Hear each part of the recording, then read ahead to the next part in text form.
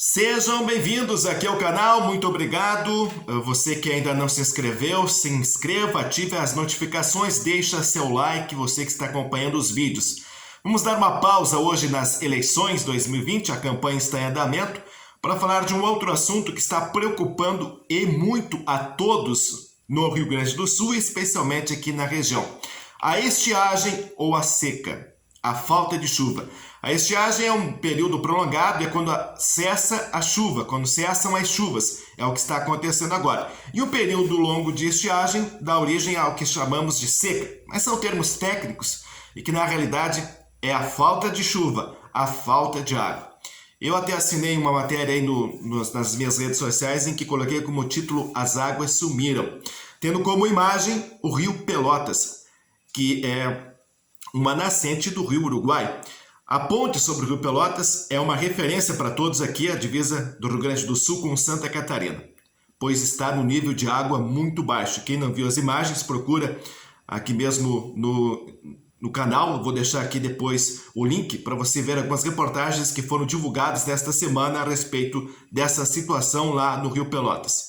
E veja bem, que em maio eu estive lá e a situação era bastante semelhante à de agora, muito pouca água.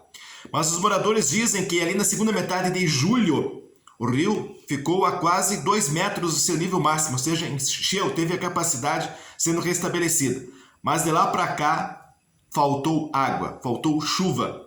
E os números são impressionantes.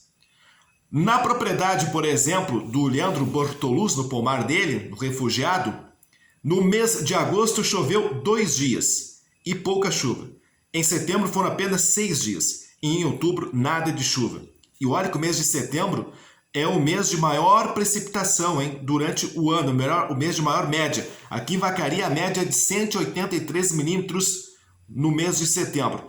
Este ano, segundo o levantamento feito na Corsan, choveu 138 milímetros na barragem de captação de água, que é uma área em Vacaria que está tendo até uma certa precipitação razoável se comparar com outras regiões. Teve regiões aí que choveu apenas 30 milímetros durante o mês de setembro.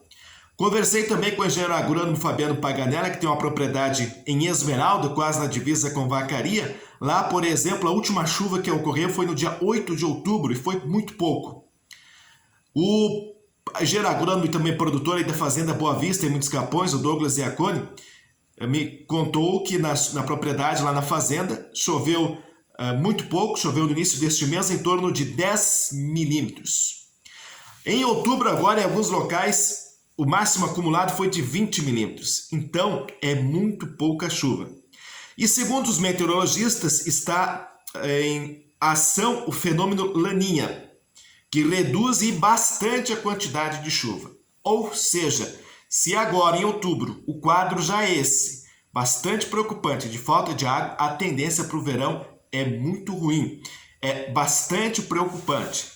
Os produtores de grãos, como dizia o Douglas, os produtores de soja, né? Quem vai plantar soja e milho, alguns já retardaram o máximo possível, porque senão depois também sai fora da janela, né, de proteção aí do seguro agrícola. Os produtprodutores estão retardando o máximo para colocar a semente na terra, esperando que a chuva venha.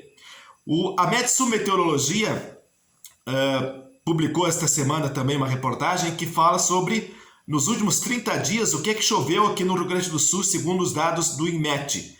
154 milímetros em Rio Grande, 133 lá em Capão do Leão, na região de Pelotas. A região sul do estado, que sempre sofre com a seca, esse ano está ao contrário. Choveu mais lá para aquela região.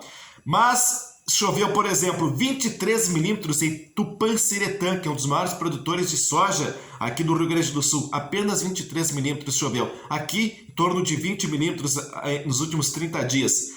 São Borja, 13 milímetros. 12 milímetros em Santa Cruz do Sul. 10 milímetros em Frederico Westphalen.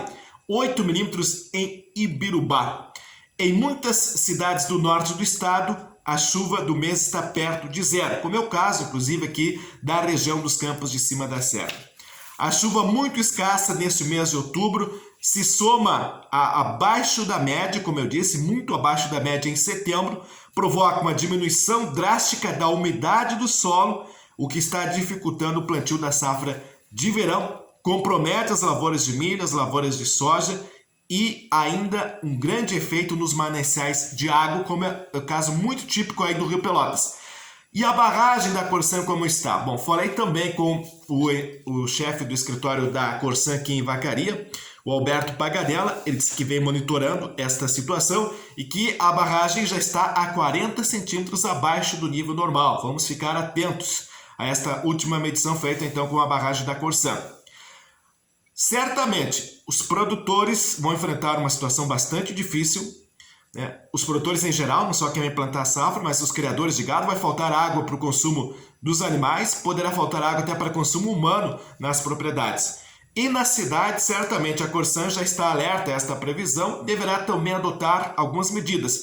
Entre elas, uma que a gente não precisa a Corsan adotar, já podemos, a partir de agora, ficar atento, é cada um de nós economizar, não desperdiçar a água, porque se chegamos ali no mês de maio, junho, né, no final de maio, ao limite de um racionamento, no próximo verão isto pode se tornar uma realidade.